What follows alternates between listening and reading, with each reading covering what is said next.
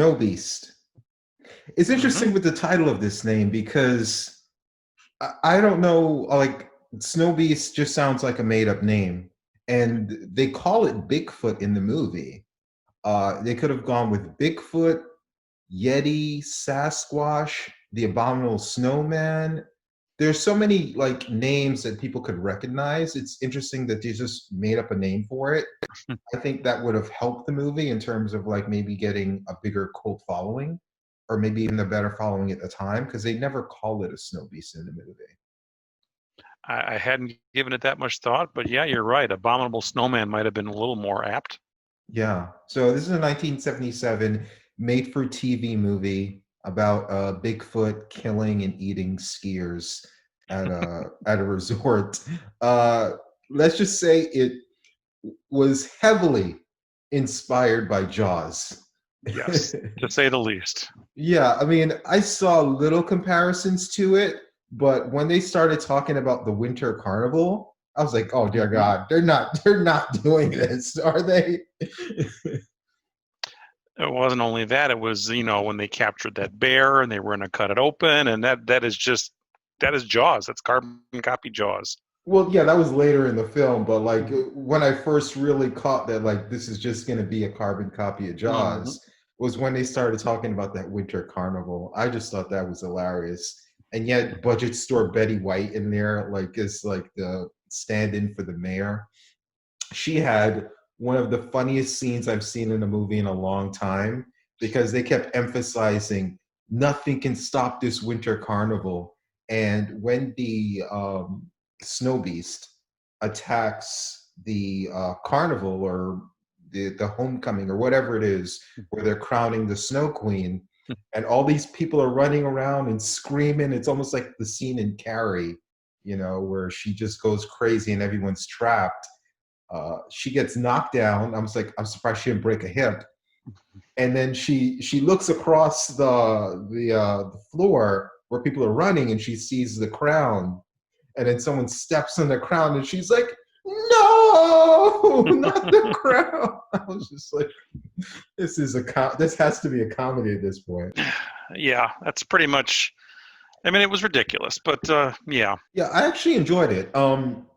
When I first saw, the only thing I saw of this movie before I watched it for this review, I didn't see a trailer, I didn't see any footage, was the main image that's on a lot of movie sites of the Snow Beast. And what was ironic for me is I don't even know if I actually saw that image in the movie. Maybe it was there for just like a second, but they did everything they could to not show this beast because the suit looks so terrible.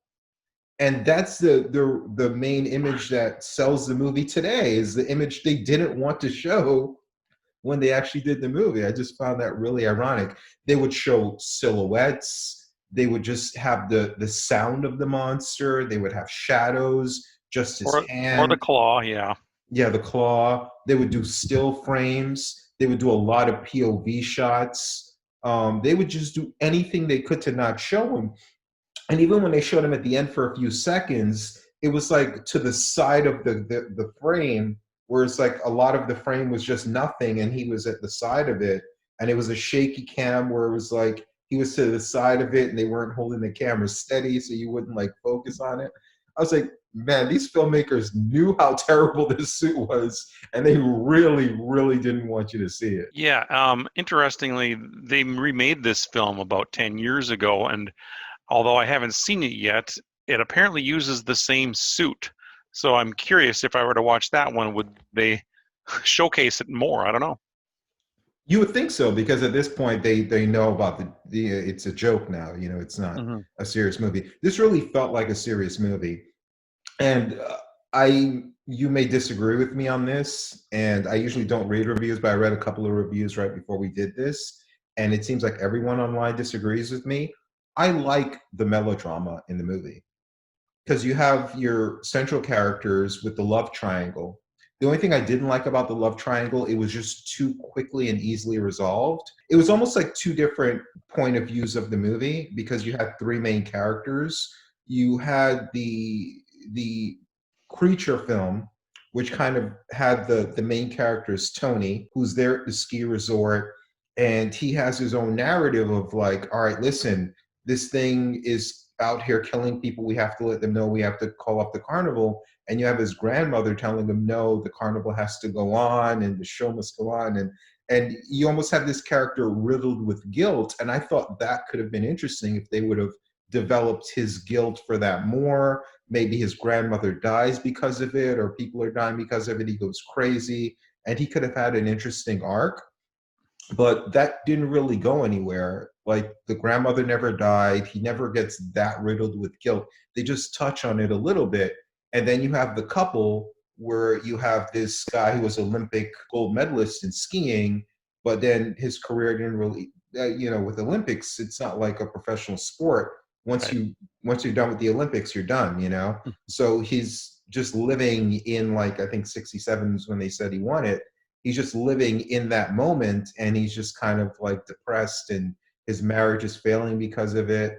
And he comes here, and you almost have his story where it's just like he has his journey of like discovering himself, learning to see again, and he kills the monster at the end. So you have his journey, you have the other guy's journey, and it's almost two separate movies, but and the love triangle entangling them together, but it doesn't really get fully developed because the love triangle doesn't really hit like this peak where it's just like they end up fighting, one of them dies, she's forced to choose. It's just too neatly resolved, but I thought the drama was good minus the resolution of it. I think the major issue here is time. It was an 83-minute movie. I'm sure it had to fit into a 90-minute time slot. So you got to do what you got to do. They can start some things, but they obviously didn't completely finish them, like you said. But I do agree that I enjoyed the movie too on some level. I mean, it's to me, this is just a cheesy, fun uh, horror movie from the 70s, but the cast is a really good cast, and I think they elevated it. Yeah, when I saw the poster, the main image, I thought this was going to be like Troll 2. But this was really well acted. There weren't like the only thing B movie about this was the suit, the monster suit. Otherwise, this is well acted. This is a good Yeah. cast. Budget store Betty White. I actually looked her up, and she was actually in a lot of movies that I've seen. She was in a Fritz Lang movie called Fury when she was younger, which was one of my favorite Fritz Lang movies. And later on, she was in like Beetlejuice and Mars Attacks. And then Bo, who plays Gar, he was in Kill Bill and Glorious Bastards and stuff like this. So these are like actors, they're not big names, but they've been working professional actors for a while. And they did a good performance. Just like I said, like you said, the time was a factor in the story developing. It didn't seem like things went anywhere as far as like building up to anything big. But the journey there was kind of interesting. But I think if you're just looking at this for a Bigfoot movie or a monster movie, it's very light on that. It's heavy on the drama. And it's not the cheesiness you would expect from any images you would find online. Yeah, I also wanted to point out the main actor, Robert Logan, who's the star of this movie. He is kind of part of my childhood because some of the very first movies I ever saw in the movie theater were he did the Adventures of the Wilderness Family movies. He also did something called Across the Great Divide, which is very similar to the Wilderness Family movies. So to me, he's a very likable character, and again, he's well done. He hasn't done a whole lot since then, but I think he did a good job here too. A polished actor for Yeah, it seems like he brief kind of time that he peaked was in the around. 70s. Yep. Yeah. I don't know if you remember those commercials on ice. They would have them here in New York every winter for when I was a kid. But it was just basically like every Disney movie or every popular movie, they would just basically do a version of it on Yeah, I know. ice. Yep, This yep, kind I of know felt exactly. like Jaws on ice. That's the only thing that kept popping up in my head Yeah, yeah, I get that. watching it. So, any final thoughts on the film? There's really not much more to say. It's just a very short monster movie. Could have seen the monster a little bit more, but like you said, it was very for what it is. It's well done. Put it that way. hmm Yeah, there is actually a shorter version. I think the TV version for commercials was cut down to 72 minutes, and I think the version Yes. most people see here is 88 minutes. And you could tell with the commercial breaks, every time someone's about Right. to die, it just zooms in and then fade to red.